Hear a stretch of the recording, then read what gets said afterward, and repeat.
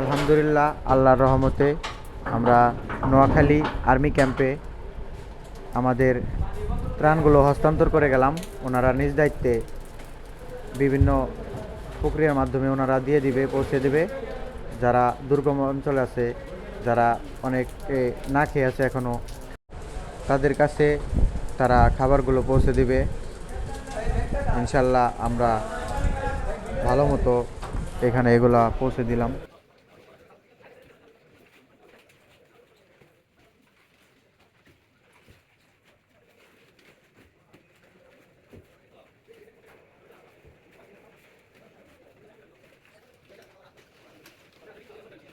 রহমানির রহিম।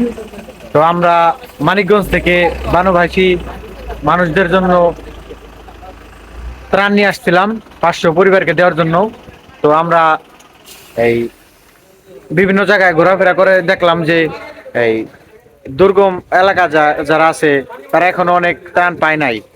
তো এটা চিন্তা ভাবনা করে আমরা সেনাবাহিনীর কাছে ত্রাণগুলো হস্তান্তর করে গেলাম।